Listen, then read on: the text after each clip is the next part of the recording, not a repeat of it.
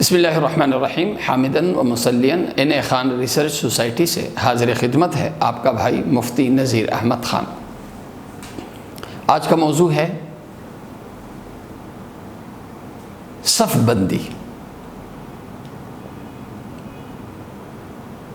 کچھ لوگ جیسے کام کرتے ہیں بدماشی کے ساتھ، کچھ لوگ کام کرتے ہیں شرافت کے ساتھ۔ کام کی بدماشی کیا ہے؟ طریقہ کار کی پابندی کیے بغیر رولز اور ریگولیشنز کو وائیولیٹ کر کے جو لوگ کام کرتے ہیں تو کہا جاتا ہے کہ جی یہ بدماشی کر رہے ہیں، اور جو لوگ رولز ریگولیشنز کی پابندی کرتے ہیں اور پابندی کے ساتھ کام کرتے ہیں لوگ کہتے ہیں شریف لوگ ہیں، شرافت کے ساتھ کام کرتے ہیں۔ ایک شخص گاڑی چلا رہا ہے اور ٹریفک کے رولز ریگولیشنز کو وائیولیٹ کر رہا ہے تو یہ گاڑی بدماشی کے ساتھ چلا رہا ہے، اور ایک شخص ہے وہ گاڑی چلا رہا ہے اور رول ریگولیشنز کو ابائڈ کر کے پابندی کر کے تو یہ شرافت سے گاڑی چلا رہا ہے۔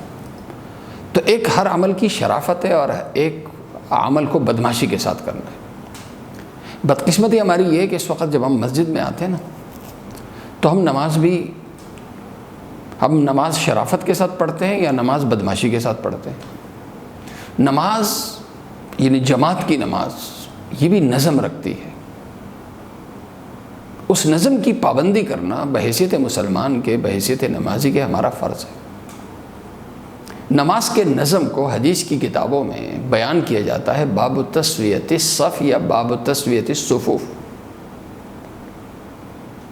اللہ کے نبی صلی اللہ علیہ وسلم ہر نماز سے پہلے، یہ صحیح بخاری صحیح مسلم دونوں کی روایت ہے، اللہ کے نبی صلی اللہ علیہ وسلم ہر نماز سے پہلے ایک ارشاد فرماتے تھے، سووا صفوفکم فإن تسویۃ الصف من اقامۃ الصلاۃ۔ صفیں سیدھی کرو، کیونکہ صف سیدھی رکھنا، صفیں سیدھی کرنا یہ جزو نماز ہے۔ اب نماز کا نظم کیا ہے؟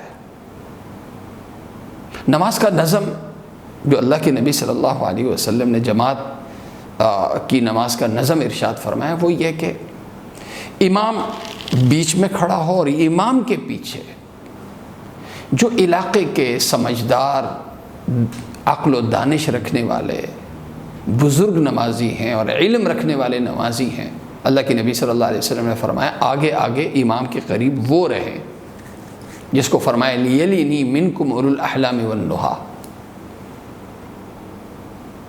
کہ میرے متصل وہ لوگ ہوں جو زیادہ عقل و دانش رکھتے ہوں، علم رکھتے ہوں،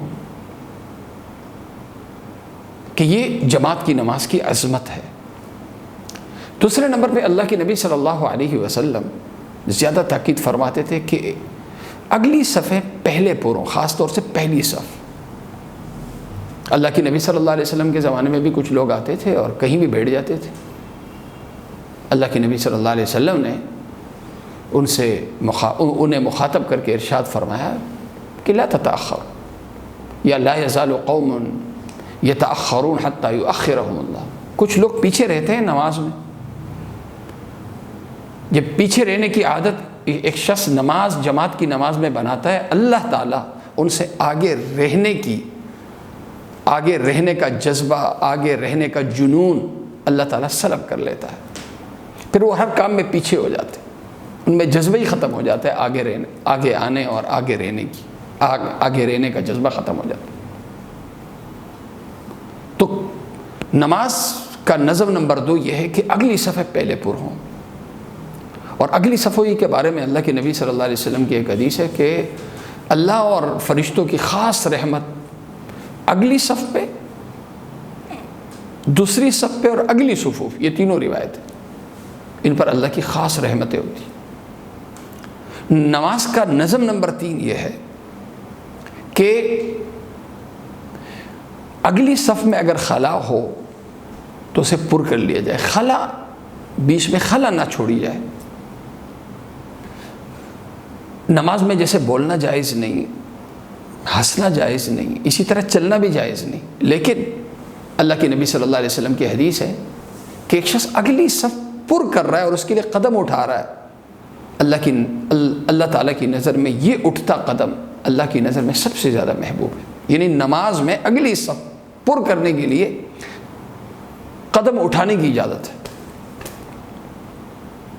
3 ہو گئے۔ نظم نمبر 4، صفیں سیدھی ہوں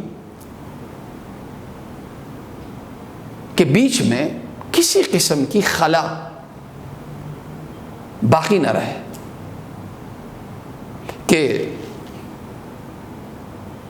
کندھا کندھے کی سیدھ میں، ایڑی ایڑی کی سیدھ میں، اور بیچ میں کوئی خلا نہ ہو۔ یہ اللہ کے نبی صلی اللہ علیہ وسلم نے نماز کا نظم بتایا۔ تو یہ نماز کے 4 نظم ہیں۔ اس تعلق سے کچھ حدیثیں ہیں، میں عرض کر دیتا ہوں۔ یہ حدیثیں میں اس لیے عرض کر رہا ہوں تاکہ ہمارے سامنے اللہ کے نبی صلی اللہ علیہ وسلم کی پاک فرامین ہمارے سامنے رہیں، اور ہم جب بھی نماز پڑھیں جماعت کے ساتھ ہم ان آداب اور ان اصول و ضوابط کی ہم پابندی کریں، اور یہ کہیں کہ جس طرح ہر کام کے لیے نظم ضروری ہے، نماز کے لیے بھی نظم ضروری ہے۔ پہلی حدیث حضرت ابو مسعود انصاری رضی اللہ عنہ کہتے ہیں، اور یہ مسلم شریف کی روایت ہے کہ اللہ کے نبی صلی اللہ علیہ وسلم نے فرمایا استو، نماز میں سیدھے کھڑے ہوا کرو اور ٹیڑے مت کھڑے ہو، فتختلف قلوبکم، ورنہ تمہارے دل ٹیڑے ہو جائیں گے۔ لیلینی منکم اولو الاحلام والنہی، جو عقل و دانش رکھنے والے اور بزرگ نمازی ہیں وہ میرے متصل رہیں۔ یہ حکم۔ دوسری حدیث میں یہ بھی مسلم شریف کی روایت ہے، حضرت ابو سعید خدری رضی اللہ عنہ کہتے ہیں کہ اللہ کے نبی صلی اللہ علیہ وسلم جب نماز کھڑی ہوتی تھی تو آپ اعلان فرماتے تھے تقدموا واتموا بی ولیتم بکم من بعدکم، آگے آگے آؤ اور آگے آ کر میری اقتداء کرو، اور جو پیچھے والے ہیں وہ پیچھے والوں کی اقتداء کریں۔ لا یزال قوم یتأخرون حتی یؤخرهم اللہ، کچھ لوگ جماعت کی نماز میں پیچھے رہتے ہیں، ایسے لوگوں کے لیے خطرہ یہ ہے کہ کہیں اللہ ان کو ہر کام میں اور دنیا میں اور جنت میں اللہ تعالیٰ کہیں ان کو پیچھے نہ کر دے۔ تیسری حدیث ہے، یہ بھی مسلم شریف کی روایت ہے، حضرت جابر بن سمرہ رضی اللہ عنہ کہتے ہیں کہ اللہ کے نبی صلی اللہ علیہ وسلم ایک دن تشریف لائے اور فرمایا کہ نماز میں اس طرح صفیں بناؤ جیسے فرشتے اللہ کے سامنے صفیں بناتے ہیں۔ عرض کیا یہ کیسے بناتے ہیں؟ اللہ کے نبی صلی اللہ علیہ وسلم نے فرمایا یتمون الصفوف الاولى ويتراصون في الصف، فرشتے اگلی صفیں پہلے پر کرتے ہیں اور صف اس طرح سے بناتے ہیں جیسے سیسہ پلائی ہوئی دیوار ہوتی ہے، جیسے اینٹ سے اینٹ جڑی ہوئی، اسی طرح فرشتہ فرشتے سے جڑا ہوا، تو نمازی نمازی سے جڑا ہوا ہو، یہ فرشتوں والی صفت، یہ فرشتوں والی صف۔ اگلی روایت یہ مسند احمد کی ہے، اللہ کے نبی صلی اللہ علیہ وسلم نے ارشاد فرمایا ان اللہ وملائکتہ یصلون علی الصف الاول، اللہ اپنی خاص رحمت بیچتا ہے اور فرشتے خاص دعائیں کرتے ہیں ان نمازیوں کے لیے جو اگلی صف میں نماز پڑھتے ہیں۔ عرض کیا یا رسول اللہ دوسری صف والوں کو بھی یہی فضیلت ملتی ہے؟ اللہ کے نبی صلی اللہ علیہ وسلم نے پھر ذکر فرمایا پہلی صف والوں کو یہ فضیلت ملتی ہے۔ دوبارہ عرض کیا اللہ کے نبی صلی اللہ علیہ وسلم نے دوبارہ پھر ارشاد فرمایا وعلی الثانی، ہاں دوسری صف والوں پہ بھی اللہ کی خاص رحمت نازل ہوتی ہے اور فرشتے ان کے لیے خاص دعا کرتے ہیں۔ پھر اللہ کے نبی صلی اللہ علیہ وسلم نے فرمایا سووا صفوفکم وحاذوا بین مناکبکم، کہ اپنی صفیں سیدھی رکھا کرو اور کندھے کو کندھے سے متصل رکھا کرو۔ اگلی حدیث ہے اللہ کے نبی صلی اللہ علیہ وسلم نے فرمایا کہ رسوا صفوفکم وقاربوا بینہا وحاذوا بالاعناق، کہ اپنی صفیں سیدھی رکھا کرو۔ اگلی جو سنن ابو داود کی روایت ہے، اللہ کے نبی صلی اللہ علیہ وسلم نے فرمایا کہ ما من خطوۃ احب الی اللہ من خطوۃ یمشیھا یصل العبد بها صفا، کہ ایک نمازی چلتا ہے، قدم اٹھاتا ہے اس لیے کہ اگلی صف پوری کرے، اس کا یہ قدم اللہ تعالیٰ کی نظر میں سب سے محبوب ترین قدم ہے۔ بہرحال یہ مختصر انداز میں یہ احادیث بیان کی گئی، اس لیے تاکہ ہم نماز کو پڑھیں نماز کے نظم کے ساتھ۔ اللہ تعالیٰ مجھے اور آپ سب کو عمل کرنے کی توفیق عطا فرمائے۔ وآخر دعوانا الحمدللہ رب العالمین۔